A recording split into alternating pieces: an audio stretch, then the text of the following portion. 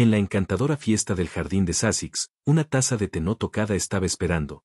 Y, momentos después, un médico respetado se derrumbó sin un sonido. Una cucharadita faltante y un par de guantes apresurados descartados susurraban de un secreto mortal, uno que solo la señorita Marple podría desentrañar. El aire en Sussex, esa mañana, tenía la suavidad particular que solo se encuentra a fines de junio. Pausa. El sol se sentía cálido, pero aún susurraba de la lluvia de ayer, perfumado débilmente con hierba húmeda y rosas de té. La señorita Marple, vestida de gris pálido y con un sombrero sencillo, adornado apenas con una cinta descolorida, salió delicadamente de la puerta de Beaterbe hacia la ruta de grava que conducía a la reunión en el césped del vicariato. Se detuvo un momento bajo el árbol de tilo. Sus ojos se deslizaron por el arreglo del jardín. No tanto para admirar las flores, aunque eran admirables, sino para observar el posicionamiento de las sillas, la disposición de la sombra, el número de urnas en la mesa de refrescos. Tono reflexivo, las cosas han cambiado, pensó. Desde la guerra, las gentes nuevas ya no se inclinaban instintivamente ante la esposa del vicario. El té se servía ahora en loza desparejada, y era más probable escuchar menciones de programas de radio que de selecciones de himnos. Aún así, la lavanda había sido cuidadosamente recortada, y la bienvenida de la señora Beaterbe era tan cálida como siempre. La señorita Marple sonrió cortésmente y se movió entre los invitados. La reunión era de esa variedad peculiarmente inglesa, simultáneamente sociable y restringida, donde los cumplidos se ofrecían con suave precisión, mientras viejas quejas se mantenían ocultas detrás de los ojos. Tono observador. La señorita Marple avanzaba despacio, deteniéndose ante los parterres de rosas bien podadas y observando la forma en que la gente se movía, siempre más revelador que lo que decían. Iris Brent estaba junto a la pérgola, ayudando a su padre a ajustar una silla que se había atascado en el césped desigual. Había equilibrio en su porte, una atención tranquila que algunos podrían confundir con frialdad. La señorita Marple, sin embargo, no se engañaba. Había conocido a muchas jóvenes que cargaban pesos invisibles, e Iris era, claramente, una de ellas. La señora Finanella Grant, toda bufanda de seda y perfume, reía con demasiada intensidad ante algo dicho por el coronel Van, un horticultor retirado de manos sospechosamente endurecidas, y con el aire de un hombre que prefería las plantas a las personas. Él respondió apenas con un leve gesto de cabeza. Dos damas del círculo de costura cuchicheaban al pasar junto a la mesa de refrescos. Sus ojos seguían a Iris, y luego al doctor Brent. La señorita Marple alcanzó a oír tan solo, todavía soltera, y no como su madre. Pero el tono transmitía mucho más que esas palabras. La señora Beaterbe, bulliciosa con un entusiasmo más teatral de lo necesario, llamó a Iris para ayudar con el servicio del té. Lo hace muy bien, confió la esposa del vicario a la señorita Marple, siempre cuidadosa de no derramar ni una gota. Iris se movía con eficacia detrás de la mesa, sus manos firmes mientras servía de la gran tetera plateada en delicadas tazas de porcelana. Pero, el ojo agudo de la señorita Marple, entrenado por años de labor de aguja y de observación, notó algo extraño. Una taza ya estaba colocada aparte, ligeramente separada de las demás. No humeaba. Y la señora Beaterbe, distraída con el esponjoso bizcocho de limón, siempre digo que demasiado pastel hace un plato torpe, no parecía darse cuenta. Iris alcanzó un par de guantes escondidos bajo el mantel. Los miró, y pareció pensárselo mejor. Su mano rozó las servilletas dobladas, y se volvió al vertido con un aire ausente. La señorita Marple no comentó nada. Pausa, pero guardó en su memoria aquel gesto, junto con el cuarteto que, en ese instante, interpretaba un arreglo suave de Corelli, cuyas notas se deslizaban sobre el césped como hilos de seda atrapados en la brisa. Un juego de dardos de césped comenzó cerca del arbusto de saúco, acompañado de risas educadas por un tiro casi fallido. La señorita Marple se acomodó en un banco de madera, observando con su calma habitual mientras el doctor Brent se movía entre los grupos, siempre correcto, siempre erguido. Tenía el aire de un hombre con reglas. Reglas sobre cómo debía llevarse un abrigo, cómo debía comportarse una hija, y cuánto jerez era aceptable antes de vísperas. Tono más bajo, intrigado, junto a la mesa de té, Finanella Grant hablaba con aparente calma con la señora Beaterbe. La palabra receta flotó en el aire, una palabra curiosa para una fiesta. La sonrisa de Finanella tenía ahora un filo, y su mano enguantada gesticulaba con irritación. Iris, entretanto, permanecía inmóvil. Sus ojos fijos en su padre, con una expresión, no de afecto exactamente, sino de algo más complejo. La música seguía sonando. Y entonces, Sucedió. Casi imperceptiblemente. En un instante, el doctor Brent levantaba su taza con su gesto habitual, 2 dedos, nunca por el asa, y, al siguiente, su paso vaciló. Se tambaleó, la taza se inclinó en su mano, y luego cayó al suelo con un sonido que fue mitad suspiro, mitad gruñido. Un murmullo recorrió la fiesta. Aunque nadie gritó. Pausa dramática, después de todo, era una fiesta en un jardín de Sussex. La señora Beaterbé se aferró a la mesa, mientras una de las damas del círculo dejaba caer su porción de bizcocho en la hierba. Iris cayó de rodillas junto a su padre, llamándolo una sola vez. Su voz no fue fuerte, pero sí clara, precisa. Colocó una mano sobre su pecho. Sus dedos no transmitían pánico, sino evaluación. No respira, dijo finalmente, incorporándose con lentitud, sin mirar a nadie. El coronel Van, con sorprendente agilidad, fue en busca del vicario. Finanella Grant miraba fijamente su taza de té, como si allí buscara la respuesta. La señorita Marple se levantó despacio. En momentos de agitación repentina, sabía bien, la quietud suele revelar más que el bullicio. Y, en efecto, los murmullos se multiplicaron, las miradas se esquivaban, y la aparente calma del jardín se volvió un escenario cargado de silencios. Tono grave, reflexivo, la señorita Marple se quedó un instante aparte, sus manos juntas con firmeza frente a ella. No miraba la fiesta como participante, sino como espectadora de una obra cuyo telón acababa de caer. El viento sopló débilmente, agitando el dobladillo de su vestido. De regreso en la mesa del té, alguien murmuró, el doctor Brent no era joven, y había trabajado demasiado estos últimos años. Otro comentó, nunca cobraba más de 6 peniques a las viudas. Y así, la explicación sencilla de una supuesta muerte natural empezó a imponerse. Una voz añadió, revolviendo con precisión innecesaria, sobre un poco de tónico, se lo ofrecí, pero él lo rechazó. La señorita Marple alzó una ceja. ¿Un tónico? Láudano, quizá. Me han dicho que tenía problemas para dormir desde que terminó su última gira. Demasiada emoción, poca compañía. El comentario flotó en el aire, con ese delicado equilibrio entre simpatía y censura que tanto dominaban las matronas de aldea. La señorita Marple asintió levemente, pero en su mente, las piezas comenzaban a encajar, la taza aparte, los guantes ocultos, y la quietud en los ojos de Iris Brent. A la mañana siguiente, ya se sabía que no se realizaría autopsia. La familia había disminuido, citando al doctor la historia de palpitaciones de Brent, y la dignidad que se le debía a un hombre de su posición. Muy comprensible, dijo el coronel Van, a quien nunca le habían gustado los médicos, no hay necesidad de nada desagradable. La señorita Marple, sin embargo, encontró la decisión curiosa. A Iris, le dijeron, había asintido con la cabeza, pero dijo muy poco. Andrew Liscombe había manejado los trámites rápidamente. Pausa, casi demasiado rápido. Ella se dio cuenta de que el silencio puede ser tanto una defensa como una declaración. En algunos casos, es la única defensa que queda. Andrew Liscombe llegó poco antes del almuerzo, llevando un maletín que nunca abrió y usando un abrigo un poco demasiado pesado para el clima. Saludó a la señorita Marple con un asentimiento, no cruel, pero sí restringido. Hablaron brevemente en el estudio del vicario, aparentemente sobre registros parroquiales, pero estaba claro que la conversación derivó hacia otra cosa. «Está soportando bien», dijo Andrew, refiriéndose a Iris, y sus labios se apretaron débilmente. «Muy bien, tal vez, pero ella siempre fue reservada». La señorita Marple inclinó la cabeza. «Es una forma de protección», dijo suavemente, «algunas chicas lo aprenden temprano». Andrew dudó. Lionel desaprobó el compromiso, por supuesto. Decía que no estaba lista para el matrimonio, que era inestable. Su voz se quebró ligeramente en la última palabra. La señorita Marple no dijo nada. Solo notó la forma en que sus dedos golpearon una vez contra el borde del maletín, y luego se detuvieron. Esa noche, cuando el anochecer se posó sobre St. Mary Mead y el aroma de la madreselva entraba por la ventana abierta, la señorita Marple se sentó en silencio en su sillón, con el tejido inactivo en su regazo. Había habido dolor ese día. Lo había visto, las cabezas inclinadas, las manos entrelazadas, el silencio educado. Pero, tono reflexivo, no había venido de Iris. Ni, en verdad, de Andrew. Lloraron, sí, pero lo que lloraron era menos claro. Quizás no al hombre, sino a la forma de sus vidas antes de quebrarse.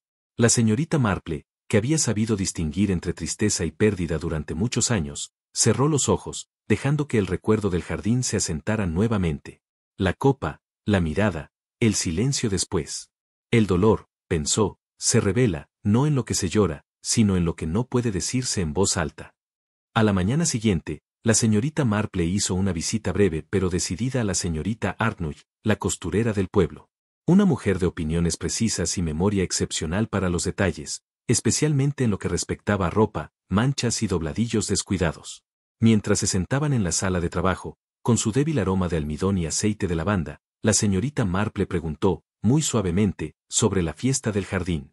La señorita Arnold, siempre exacta, nunca dada a exageraciones, ofreció sus observaciones con cuidado.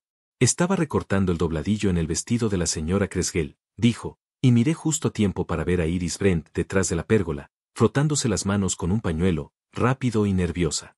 Lo dejó caer, luego lo recogió otra vez.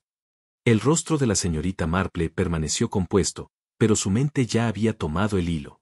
Había pocas razones para esconderse detrás de un rosal, y menos aún para limpiarse las manos con tal apresuramiento. Más tarde ese día, la señorita Marple se encontró con la señora Finanella Grant paseando a su spaniel frente a la oficina de correos. El perro lucía un suéter de punto, y la dama unas gafas de sol que sugerían más teatralidad que necesidad. Invitó a la señorita Marple a tomar el té, declarando que simplemente tenía que hablar con alguien sensato. En el ordenado caos de su cabaña alquilada, entre sorbos de té fuerte y bocados de delicia turca, Finanella se desbordó, o, más bien, representó el acto de desahogarse, que no es lo mismo. Todo fue una disputa tan tonta, dijo, revoloteando sus dedos. Le pedí a Lionel, el doctor Brent, por supuesto, una renovación de algo que me ayudaba a dormir durante la gira. Nada escandaloso, solo un poco de láudano, perfectamente estándar en el teatro. Querida, se negó. Dijo que ya estaba demasiado sobrecargado como para añadir nada más. ¿Puedes imaginarlo? La señorita Marple no respondió. Finanella se inclinó hacia adelante, bajando la voz media octava. Era la forma en que me miraba, como si yo fuera un caso trágico. Luego se recostó con un suspiro. Pero, sinceramente, ya está detrás de nosotros. Nos separamos bastante civilmente. La señorita Marple giró su taza. Se separaron. Finanella parpadeó. La misma mañana de la fiesta. En ese momento, la cucharadita de la señorita Marple tintineó suavemente contra la porcelana, y después quedó inmóvil. Al día siguiente, realizó una breve visita al vicariato. Permaneció en la cocina bajo el pretexto de devolver una lata prestada. La señora Beaterbe, siempre ansiosa por charlar y siempre un poco distraída, mencionó al pasar que una de las cucharaditas había desaparecido del servicio de té de la fiesta. Sucede, ya sabes, dijo, restándole importancia, desaparecen como calcetines en la lavandería. Estoy segura de que aparecerá bajo algún seto. La señorita Marple murmuró su acuerdo, pero sus pensamientos ya estaban en otra parte. Recordó a Iris en la mesa, mirando 2 veces la cuchara en su mano, no con confusión, sino con inquietud, como si notara su ausencia, y hubiera contado con que estuviera allí. Tono grave, las cosas fuera de lugar, suelen hablar más fuerte que las cuidadosamente ordenadas. Esa misma tarde, la señorita Marple se cruzó con Iris Brent a la salida de la tienda, cargada de apio y rábanos blancos. Su porte era impecablemente compuesto. Intercambiaron bromas ligeras, y la señorita Marple, con la insinuación más leve, sugirió un corto paseo por el sendero del cementerio. Iris aceptó, ajustándose los guantes mientras caminaban. Preguntó por las rosas de la señorita Marple, por el ensayo del coro, e hizo una leve broma sobre el señor Pritchard, que parecía cantar en 3 tonos a la vez. Era encantadora, agradable, y completamente frágil. La señorita Marple escuchó, asintió, y finalmente dijo, tu padre siempre admiraba tu sentido del orden, querida. Hubo una pausa. Iris sonrió débilmente. Apreciaba la limpieza. Su voz era suave, pero el ojo agudo de la señorita Marple captó el parpadeo más leve. La mano derecha de Iris, enguantada en crema pálida, acurrucó el dedo meñique hacia adentro, el gesto de alguien que lucha por mantener la compostura. La señorita Marple había visto ese movimiento antes. En niños a quienes se les había dicho que no hablaran de ciertas cosas. En mujeres que habían dominado el arte de la calma, mientras estaban al borde de la desesperación. En la niña de una boda lejana, que sonrió a través de los moretones que nadie mencionó. Ese pequeño gesto dijo lo que Iris no hacía en palabras, que su calma era un hábito, no una paz verdadera. Esa noche, en la suave tranquilidad de su salón, la señorita Marple se sentó con el tejido inmóvil en su regazo. La luz del día se desvanecía, y el reloj del manto marcaba un compás que ya no escuchaba. Pensó en guantes, en un pañuelo oculto tras la pérgola, en una cucharilla que no debía faltar, en una taza que había esperado. Pensó en la voz de una mujer describiendo una disputa con teatralidad, y en el silencio de otra, encajado en cada frase. Tono grave, lento, estaba empezando a tomar forma. No un hecho, aún no, sino un patrón. El tipo de verdad que vive, no en la evidencia directa, sino en la tensión entre lo que nunca se dice. La señorita Marple cerró los ojos. En algún lugar, bajo el delicado encaje de la civilidad, se había hecho algo deliberado. Algo profundamente humano. La casa de los Brent estaba un poco separada de la carretera del pueblo, detrás de una cobertura que había crecido en los últimos años. La señorita Marple caminó allí a primera hora de la tarde, bajo un cielo pesado, con la calidez de fines del verano, y la promesa de la lluvia. Fue recibida por la criada, una chica tímida, con nudillos rojos, que la condujo al salón. Un espacio largo y estrecho, donde el olor a lavanda seca era casi medicinal. Todo dentro estaba ordenado hasta el punto de la incomodidad. Los libros no habían sido organizados por sujeto o autor, sino por tamaño. Un solo jarrón de delphinium era demasiado alto para la mesa que ocupaba. Las cortinas de encaje temblaban débilmente, aunque ninguna ventana estaba abierta. Iris se sentó cerca de la chimenea, las manos dobladas en su regazo. Se levantó para saludar a la señorita Marple con la gracia del hábito, no del calor. Le ofreció asiento y una taza de té, que vertió de una tetera plateada con una economía perfecta de movimiento. Gracias por venir, dijo, su voz ligera, casi separada. Han sido unos días bastante extraños. Sí, respondió la señorita Marple suavemente. El dolor tiende a reorganizar el aire, sin preguntar. Mientras bebían su té, Iris habló de su padre. Su compromiso con la paciencia. Su disgusto por el alboroto. Su sentido de la puntualidad. Todo entregado con un tono pulido, como preparado para un elogio. La señorita Marple escuchó atentamente, notando no lo que se dijo, sino lo que no. No había afecto, ni anécdotas de humor compartido, ni recuerdo de ternura. Solo la precisión seca de la memoria, recortada para encajar en las expectativas.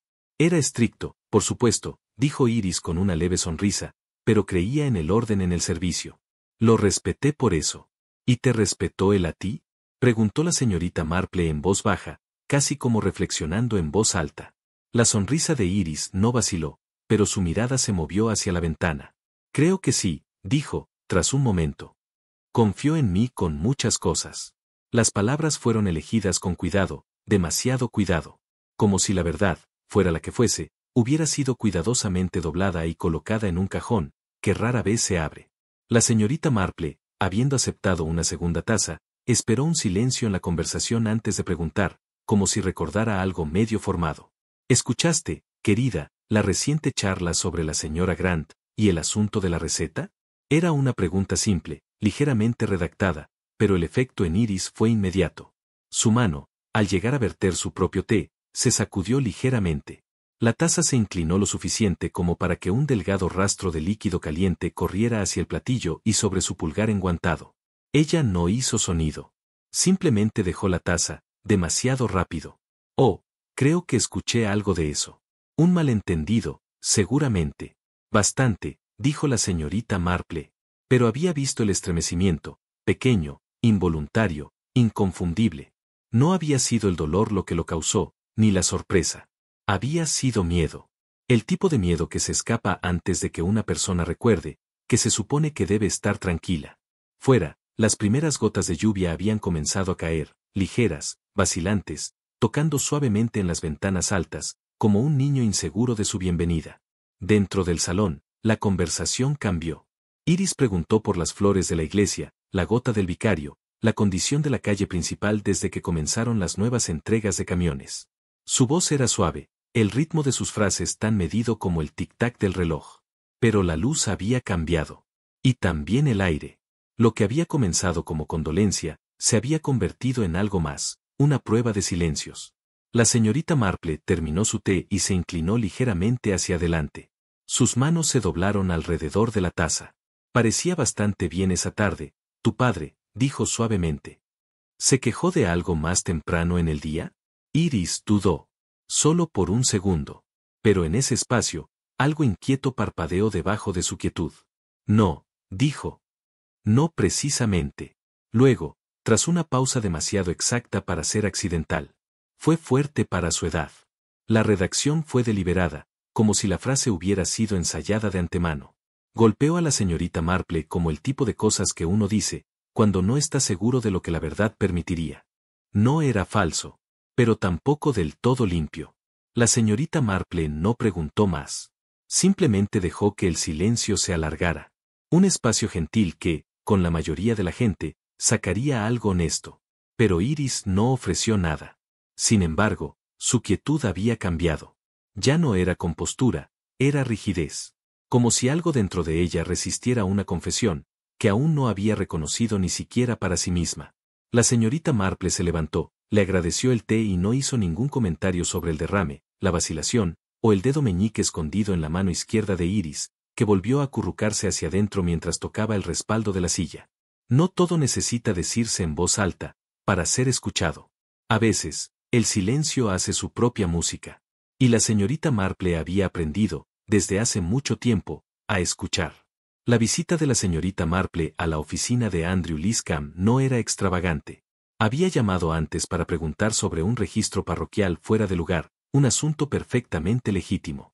El señor Liscam, por su parte, estaba demasiado contento de ayudarla en su oficina. Escondido detrás de la oficina de correos, en un edificio georgiano de ladrillo rojo, se encontraba aquel lugar donde el polvo se reunía en las esquinas y los relojes parecían latir con una sensación de deber cívico. Andrew la recibió cortésmente. El aire estaba ligeramente teñido de tinta y de tabaco de pipa. Mientras buscaba a través de un archivador con precisión metódica, la señorita Marple percibió los detalles a su alrededor, un estante ligeramente vencido bajo el peso de los libros de casos, un reloj muerto sobre la repisa de la chimenea, y una taza de té, enfriándose junto al codo de Andrew. No era su primera vez en un entorno así, ni tampoco su primera conversación que transcurría bajo la superficie de otra. Ella sabía muy bien que, a menudo, las respuestas no estaban en los archivos mismos, sino en cómo las personas los manejaban. Andrew colocó el registro cuidadosamente en el escritorio, pero su actitud había cambiado. Una sombra más formal cubrió sus gestos, y las comisuras de su boca se tensaron con una civilidad cansada. La señorita Marple, con una gentileza perfeccionada durante décadas, permitió que el silencio se asentara, antes de preguntar suavemente. ¿Y cómo está Iris sobrellevando todo esto? Andrew levantó la vista, parpadeando ligeramente, como si la pregunta lo hubiera sorprendido. Tan bien como uno podría esperar, respondió con calma. Ella nunca ha sido una mujer de emociones visibles.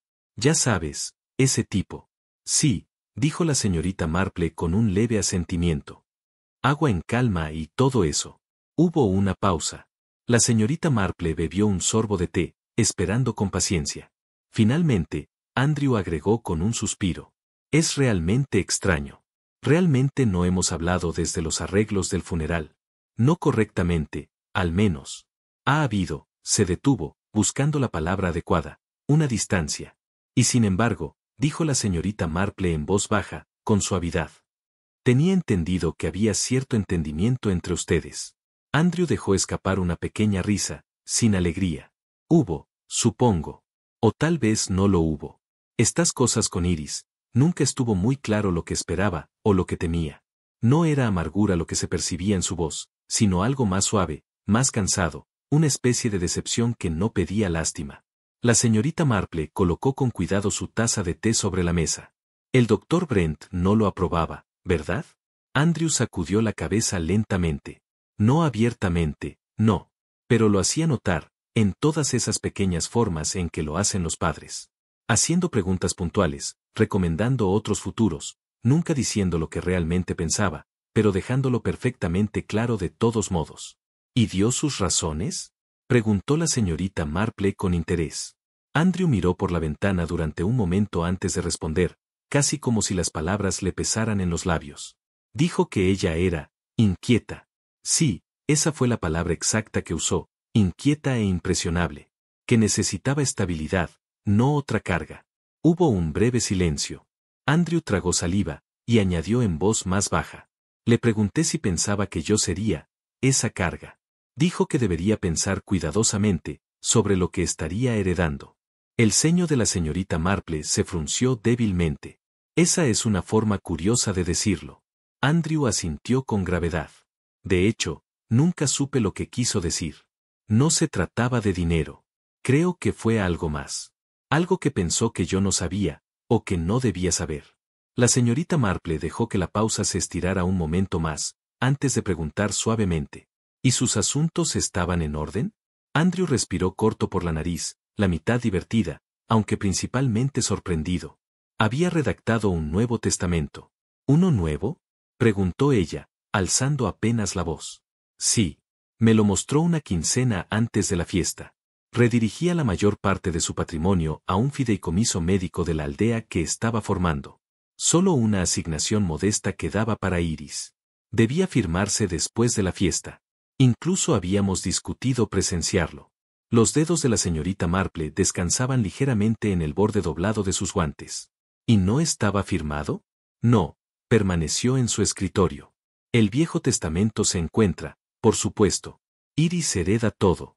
Legalmente, eso es definitivo. Y moralmente, Andrew la miró, con los ojos cansados. No lo sé. Nunca se trató de dinero con ella, creo. Pero ese papel sin firmar, alteró algo. Si ella lo sabía, realmente no podría decir. La señorita Marple alisó el manguito de encaje en su muñeca. Su voz fue suave. Ella parece callada. Andrew exhaló profundamente. Sí, pero no de manera pacífica.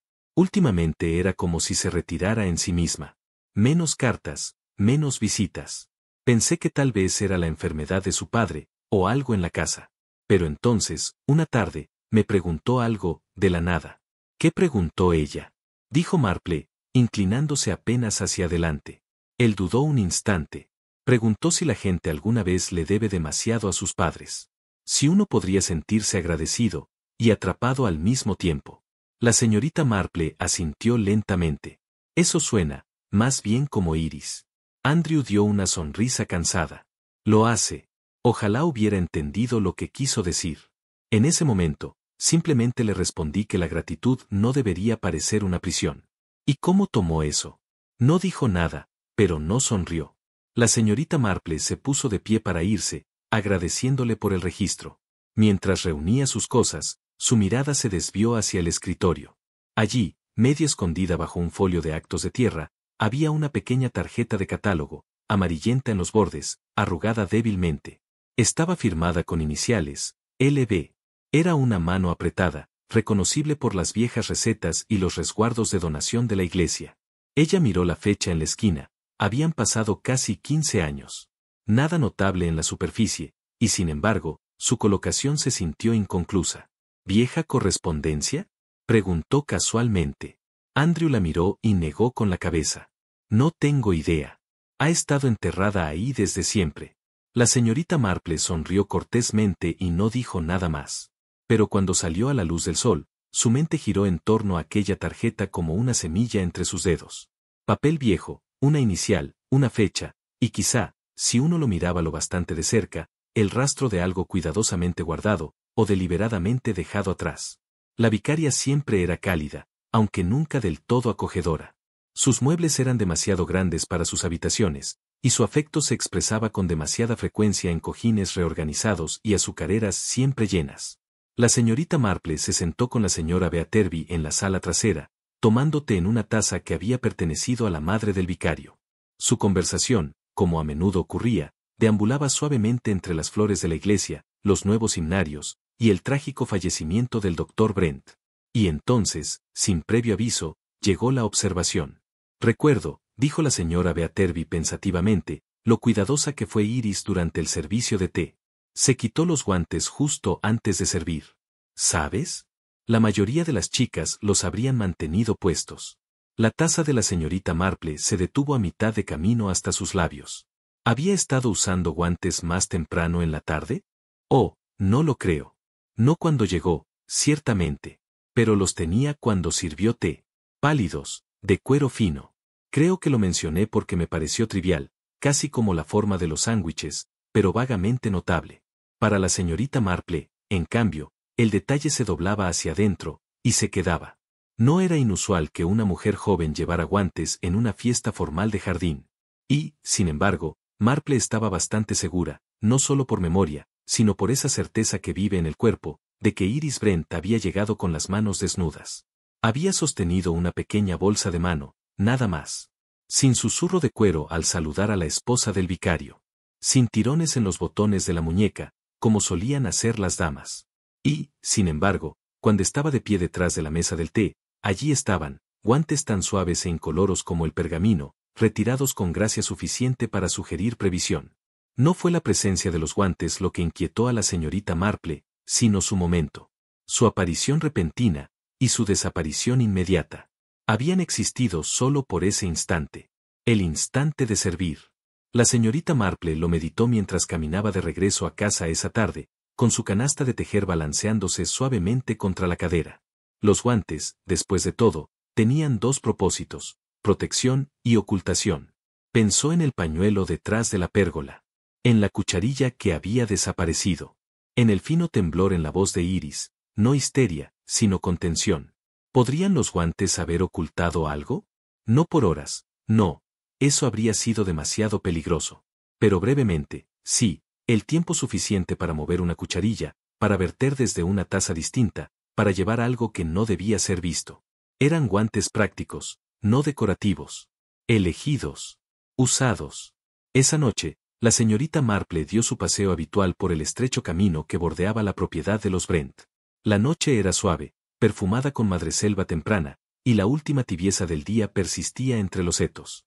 Al pasar frente a la casa, disminuyó la marcha casi sin pensarlo. Las ventanas del salón estaban iluminadas, sin cortinas. Dentro, vislumbró a Iris sentada al piano vertical. Su postura era rígida, su mirada fija en las teclas, aunque sus manos no se movían. En la parte superior pulida del instrumento yacía un par de guantes, la misma crema pálida, doblados cuidadosamente, como si aguardaran una ceremonia pospuesta. La imagen golpeó a la señorita Marple como extrañamente solemne. La muchacha no estaba tocando ni preparándose. Solo permanecía allí, rodeada de silencio, en una habitación que alguna vez había estado llena de la voz de su padre. A su lado, los guantes. No arrojados descuidadamente, sino colocados con un cuidado que hablaba más de ritual, que de costumbre. Al regresar a casa, la señorita Marple se sentó con el tejido intacto entre sus manos, aunque su mente estaba ocupada por completo. Los guantes. La taza. La cucharilla desaparecida. Cada detalle, por separado, era leve. Pero juntos, sugerían algo más. Pensó en la fiesta. No en su forma externa, la música, la risa, los rosales recortados, sino en sus corrientes subterráneas, los silencios, las miradas desviadas, los movimientos calculados de manos y gestos. No creía que aquel acto hubiera sido planeado durante semanas, ni siquiera días. Tenía la sensación de algo reactivo. Algo hecho no con malicia fría, sino en un momento de pánico. La señorita Marple lo había visto antes, el desliz tranquilo, de la desesperación hacia la acción. No dramático. No violento. Un paso en silencio, casi invisible, porque ningún otro paso parecía abierto. Y recordó las palabras de Iris, era fuerte para su edad. Y la forma en que no había levantado la vista al decirlo. En su experiencia, los secretos más peligrosos no estaban ocultos en arrebatos o en mentiras. Estaban guardados en la quietud. Conservados bajo los buenos modales. Protegidos por la vergüenza. La señorita Marple consideró que los guantes de Iris podrían no haber sido destinados a ocultar un crimen, sino un momento, una opción única e irreversible, no nacida del odio, sino del temor. Quizás la niña no había temido la culpa, sino el descubrimiento. No la exposición del acto, sino la exposición del yo, de la verdad que había vivido junto a ella toda su vida, en silencio, sin nombre. Y cuando llegó el momento, cuando se cambió el testamento, o casi, había elegido el silencio, los guantes y una taza. La señorita Marple dobló sus manos en su regazo. Había algo terriblemente humano en todo, y terriblemente triste. La sala de estar en Willow olía débilmente a esmalte de madera y claveles, mucho más allá de su mejor momento. La señora Tempili, envuelta en un chal que parecía susurrar incluso cuando no se movía, vertió 2 pequeñas copas de jerez seco y se inclinó hacia adelante, conspiradora. Mi querida Jane, dijo, con la satisfacción de quien está a punto de ser útil. Siempre tuviste una nariz para las cosas enterradas, Y has olfateado algo ahora, ¿no? La señorita Marple sonrió modestamente. Solo olfateando hechos, no escándalos. Bueno, replicó la señora Tempili, con un gesto de mano, generalmente son lo mismo, solo vestidos con zapatos diferentes. Bebió un sorbo y, tras una pausa pensativa, continuó. Lo recuerdo bien. 1918 la influenza tenía a todos en pedazos. Y allí estaba esta niña, apenas más que una cría, enviada de Londres a Conileles. Se alojó en la vieja cabaña detrás de Brent Place. Dijeron que era una prima lejana, pero nunca lo creí. Cosa tranquila, manos encantadoras. Murió dentro de una quincena. Se detuvo, bajando la voz. Y entonces, un día, hay un bebé. Y Lionel Brent, tan correcto en todos los sentidos, simplemente lo asumió. Sin anuncios, sin preguntas. Todo estaba más bien en silencio. Pero algunos de nosotros, recordamos. La señorita Marple no habló, pero su silencio mantenía el peso de la atención. La señora Tempili se recostó con un suspiro, sus ojos nublados por el tiempo. La niña se llamaba Evelyn, creo, o Ava. Algo gentil, pálido como pergamino. Recuerdo porque llevaba un broche con forma de cisne. Dijo que era de su madre. Es curioso, las cosas que uno recuerda. Ella no tenía relaciones. La señorita Marple preguntó en voz baja. ¿Ninguno que viniera por ella? Ninguno, respondió la señora Tempili. Y después de que falleció, bueno, el doctor Brent lo arregló todo. Un entierro rápido y tranquilo. Ningún aviso de la parroquia. Ni siquiera el vicario la mencionó desde el púlpito. Dijo que ella no tenía nombre que requiriera duelo público. Imagina eso. La señorita Marple se sentó muy quieta. Esa era la frase que importaba, ningún nombre que requiriera duelo. Hablaba de vergüenza envuelta en decencia, de un hombre que intentaba reescribir el dolor en obediencia. Encontrar a la enfermera G había requerido 3 llamadas telefónicas, una carta, y la guía paciente de la esposa del tendero en Lower Brimley. Ahora tenía casi 90 años, medio ciega, y vivía en una cabaña con más gatos que visitantes. La señorita Marple le llevó un pastel de frutas y una pequeña lata de leche condensada, la moneda justa para comprar memoria. Oh, sí, susurró la enfermera Hill, su voz como lino arrugado. Estuve allí 15 días. La madre era frágil, bonita de una manera transparente. Dio a luz en casa, sin hospital. Y luego se desvaneció. Corazón, o pulmones. No lo recuerdo. Nadie dijo mucho. Hizo una pausa, sus manos temblaban. Y el niño acogido, el doctor la llamó Iris. No quería que nadie hiciera preguntas. Me dijo que no hablara de eso. Y no lo hice. No. Hasta ahora. Su voz bajó aún más. Sus ojos eran algo especial. Uno de ellos, más claro que el otro. Inusual, pero encantador. Como escarcha en un estanque. La señorita Marple asintió suavemente. Sí, lo recuerdo. De regreso en St. Mary Mead, caminó despacio, sus pensamientos reuniéndose como parches de colcha. Iris había sido amada, sí, pero no libremente. Había sido criada bajo el peso de la gratitud, no de la pertenencia. Su vida era una ficción cuidadosamente administrada, hablada en actos diarios de silencio. El pueblo la había aceptado, pero nunca con intimidad. Había crecido pulida, presentable, y un poco distante. Como una invitada que se había quedado demasiado tiempo en una casa que nunca le perteneció. Y aunque la historia nunca se había contado en voz alta, Iris la había vivido en las pausas. En los ojos de un hombre que nunca la llamó hija, pero que la llamó mía de todos modos. De repente, a la mente de la señorita Marple regresó un recuerdo de años atrás, en el césped del vicariato. Le había preguntado casualmente a Iris si tenía fotografías viejas de su madre. Iris sonrió, rápida, frágil, y respondió. Nunca estoy segura de qué mujer era. En aquel entonces, habían parecido palabras caprichosas, tal vez poéticas. Pero ahora regresaban con peso. Como si Iris hubiera sospechado durante mucho tiempo que su historia tenía páginas arrancadas. Como si ella misma fuera el comienzo de otra persona, tomado y reescrito sin permiso. La señorita Marple ahora veía el testamento sin firmar con nuevos ojos. No era, como otros habían asumido, un simple reordenamiento financiero. Era confesión. El único tipo de confesión de la que el Dr. Brent había sido capaz. La donación al Medical Trust no era sobre caridad. Era sobre deuda. Una deuda hacia una mujer enterrada sin nombre, hacia una niña criada sin identidad. Un intento de enmendar, pero sin palabras. Y, al hacerlo, había encendido lo que más deseaba evitar. La señorita Marple imaginó la escena. La conversación escuchada, la visión del Nuevo Testamento, la frase dicha al descuido, se firmará después de la celebración. Palabras que podían caer como un viento helado.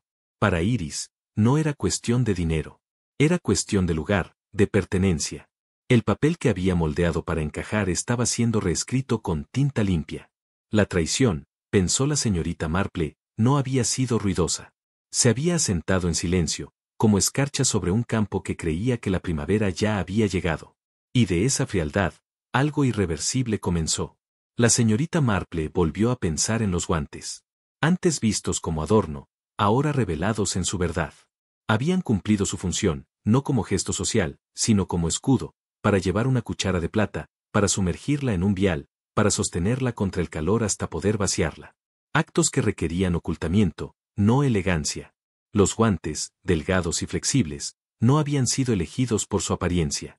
Habían sido elegidos por su silencio. Y no por malicia, se recordó a sí misma la señorita Marple. Por desesperación. Una niña sola, con un conocimiento demasiado pesado, en una casa donde nunca se habló nada en voz alta. Había habido 7 tazas en la mesa, 6 servidas en el momento, con el encanto de una anfitriona, pero la 7ª no llegó como se esperaba. La señorita Marple lo vio ahora con absoluta claridad. Iris, moviéndose detrás de la mesa con toda la compostura que le habían enseñado, había colocado esa taza ligeramente a un lado. No a toda prisa. No con temblor. Sino con la calma de alguien que llevaba a cabo lo que se había convertido, en su mente, en necesidad. El láudano ya se había disuelto, la cuchara limpiada y escondida. Los guantes, pronto eliminados, habían cumplido su papel y se doblarían una vez más. Y luego, era simplemente una cuestión de dejarlo elegir. Él, el que siempre había insistido en sus propias preferencias, en su propio orden. Él, el que seleccionó la copa que quería. Había sido su propia mano la que lo alcanzó. Y eso, pensó la señorita Marple, sería lo que perseguiría a Iris más que nada. El médico había ingerido solo una pequeña dosis, lo suficiente como para frenar el corazón quizás. Pero no fue el láudano lo que lo detuvo. La señorita Marple lo había visto en otros hombres, hombres que cargaban no con culpa, sino con vergüenza, no con crimen, sino con control. La confrontación repentina con la verdad, sobre todo cuando llega tácita, puede traer un colapso más devastador que cualquier químico. Había levantado la vista, y había visto algo en los ojos de Iris, algo no gobernado. Había sentido como los bordes del mundo que había construido comenzaban a borrarse, junto con el peso de todo lo nunca admitido.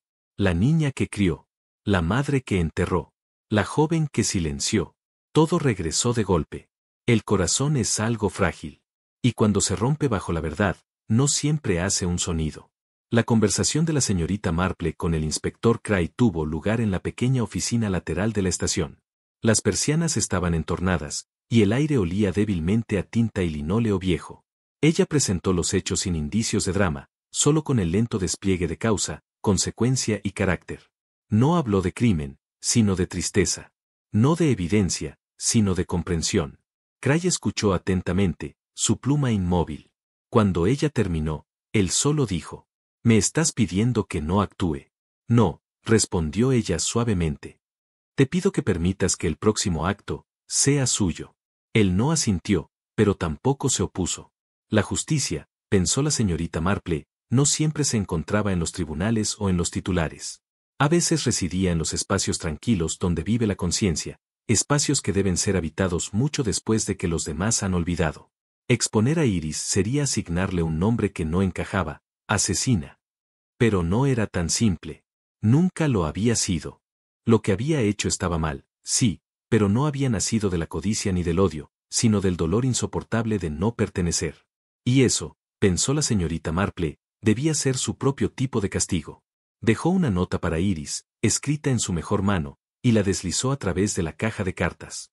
No decía nada directamente, solo unas pocas líneas sobre el clima y la memoria, y una mención de que algunas puertas, cuando se dejan entornadas, solo necesitan la punta de los dedos para abrirse. La señorita Marple no esperó respuesta. Simplemente regresó a casa y reanudó su tejido, deteniéndose solo una vez para recortar las cabezas marchitas de su rosal.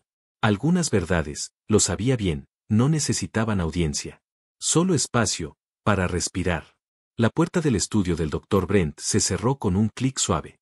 No final, pero sí tranquilo, casi reverente. Iris se encontraba cerca del escritorio, con las manos dobladas a la altura de las muñecas, como una niña de escuela que espera una reprimenda. La luz de la tarde se filtraba a través de las cortinas corridas, tiñendo las estanterías de ámbar. La señorita Marple permaneció en pie. No había necesidad de preámbulo. Su sola presencia, tranquila y observadora, era la invitación. Iris se volvió lentamente. Sus ojos no estaban cansados, pero sí gastados, como si esperaran por algo desde hacía mucho tiempo. La señorita Marple habló primero, con voz gentil, pero segura. Has llevado algo pesado, querida. Quizás ahora, es el momento de soltarlo. Iris no respondió de inmediato. Miró más allá de la señorita Marple, hacia una fila de revistas médicas en el estante. Revistas que su padre había leído cada noche, anotadas con letra pequeña y rígida. El aire entre ellas estaba cargado de todo lo que nunca se había dicho. Finalmente, Iris exhaló. No sabía cómo comenzar, dijo al fin. Su voz no suplicaba ni se mostraba fría, estaba despojada de toda pretensión. Pero supongo que comienza con silencio. Así fue siempre con él, silencio y corrección. Se movió hacia el escritorio, y sus dedos rozaron el borde. Me crió para estar agradecida, para ser apropiada, y lo intenté. En verdad, lo hice. Pero es como vivir dentro de la idea de otra persona sobre quién eres. La señorita Marple escuchó sin interrupción, su expresión serena, sin cambios. Iba pensando que había algo mal en mí, continuó Iris. No lloraba cuando me regañaba. No peleaba cuando cambiaba de opinión. Me desvanecía, como el color que se drena de una cortina que queda demasiado tiempo al sol. Alzó la mirada. Sus ojos estaban más claros, aunque bordeados por lágrimas incipientes. Sabía sobre la voluntad. Lo escuché hablar con Andrew. Y pensé que, después de todo, aún no me veía. No como su hija. No como alguien que pertenecía. Solo como un legado que ordenar, antes de que su nombre fuera grabado en una placa. Su voz se quebró levemente. No estaba enojada. Estaba, deshecha. Y así, hice algo. No por odio, sino para sentirme real de nuevo. Solo pretendía asustarlo. Se detuvo, respiró con dificultad, y luego murmuró. Pensé que si entraba en pánico, aunque fuera un momento, comprendería lo que es tener miedo de perder tu lugar. Saber que eres reemplazable. Sus manos se apretaron con fuerza frente a ella. El láudano era viejo. Lo encontré en el armario, detrás de la balanza. Medí con cuidado, con demasiada quizá. No quería dañarlo. Solo sacudir algo suelto en él. Su voz se redujo a un susurro. Pero nunca, nunca lo había visto vacilar. Ni una sola vez. Y cuando se derrumbó, pensé, tal vez está fingiendo. Incluso entonces, no creía que fuera real, no hasta que lo fue. Se apartó del escritorio, como si enfrentarlo se hubiera vuelto demasiado difícil. Lo revisé una y otra vez. Si hubiera dicho algo, si hubiera apartado la copa. Pero siempre es lo mismo, solo quería que me vieran. La señorita Marple asintió lentamente. Su mirada no se fijó en Iris, sino que se perdió hacia el alféizar de la ventana, donde descansaba un geranio pequeño y frágil, con los pétalos acurrucados en los bordes. La verdad, dijo en voz baja, es algo curioso. Al igual que un jardín, puedes podarla y entrenarla, darle forma a tu gusto, pero, al final, crece en su propio tiempo. Y siempre florece, incluso cuando ya no estamos listos para ello. Se volvió hacia Iris, su voz estable. Lo que hiciste estuvo mal. Pero lo que sentiste, fue humano. No estamos hechos de piedra, incluso si nos enseñan a comportarnos como si lo estuviéramos. Iris no dijo nada, pero sus hombros se aflojaron, como si algo largamente contenido hubiera liberado su control. La señorita Marple se movió hacia la puerta. Esta habitación ha conocido muchos secretos, dijo con suavidad, pero creo que ninguno tan solo, como el tuyo. Abrió la puerta y se hizo a un lado, dejando espacio. No como señal de partida, sino de elección. No hubo juicio. No hubo arresto. Solo una conversación tranquila con el inspector Cray, a puerta cerrada, y una decisión tomada sin espectáculo. Iris salió del pueblo 2 días después. Antes de que la mayoría se hubiera despertado. sin carruaje, sin maletas en el césped. Solo una bolsa, y la esposa del vicario en la puerta, presionando su mano suavemente, sin hacer preguntas. La gente especuló, por supuesto, pero en voz baja. Nadie gritó. La casa Brent fue cerrada al mediodía, y para la hora de la cena, las conversaciones ya habían vuelto al precio de los huevos. La señorita Marple se detuvo en su camino de jardín, observando el sendero por donde había pasado Iris. No había satisfacción en su rostro. Solo un dolor tranquilo. El dolor de presenciar el final de algo que nunca se le había permitido comenzar por completo. Los días se acortaron. Y el silencio que había caído tras el colapso del Dr. Brent se convirtió, poco a poco, en parte del paisaje. La gente hablaba de la tragedia, pero solo en tonos suaves, como se hablaría de una enfermedad repentina que no debe agitarse demasiado. La consulta reabrió bajo un nuevo médico llegado de Tunbridge Wells. La señora Beaterbe reanudó sus reuniones, aunque con un toque más precavido. El concurso de rosas continuó, aunque con una entrada menos ese año. Y en el banco, frente al vicaraje, un espacio permaneció silenciosamente vacío. En las semanas finales de septiembre, la señorita Marple atendió sus rosas bajo el murmullo de las hojas que caían. El aire olía a tierra húmeda, a lenta descomposición, del tipo que trae renovación. Cortó una flor marchita y la sostuvo en su palma. No hay dos muertes iguales, pensó. Y no hay dos penas que lo sean. Lo que Iris había hecho no era excusable, pero era explicable. Y para la señorita Marple, eso importaba mucho más. La niña había vivido su vida bajo un nombre que nunca fue suyo, en una historia que jamás le perteneció. Y cuando la verdad finalmente floreció, dolorosa, inevitable, lo hizo como las rosas, con espinas, y en su propio tiempo. La señorita Marple se irguió, cepilló la tierra de sus guantes. Pronto llegaría la helada. Pero, por ahora, el jardín permanecía, frágil, imperfecto, vivo. Ella regresó al interior. La tetera ya tarareaba suavemente. Gracias por acompañarme en este relato calladamente trágico de St. Mary Mead. Debajo de los suaves ritmos de la vida del pueblo, hemos vislumbrado algo mucho más complejo. El dolor silencioso de una mujer que pasó su vida bajo la sombra de secretos, que no eran suyos. Iris Brent no actuó por odio, ni con intención de dañar. Actuó desde un lugar que muchos de nosotros reconocemos demasiado bien. Un lugar de dolor silencioso, de anhelo por ser visto, por ser elegido, aunque solo fuera una vez, por quienes realmente somos. La señorita Marple, con su gracia habitual, eligió la comprensión antes que el juicio. En un mundo rápido para condenar, nos recordó que la mayor visión no siempre nace de la evidencia, sino de la empatía. Y que la justicia, la verdadera justicia, a veces no se encuentra en el castigo, sino en permitir que la verdad respire suavemente, sin espectáculo. Pero aquí queda una pregunta para ti. Si hubieras descubierto lo que hizo Iris, si supieras que tu identidad había sido moldeada por una mentira oculta, ¿habrías hecho lo mismo? ¿O habrías dejado que la verdad permaneciera enterrada, para proteger a quienes te criaron?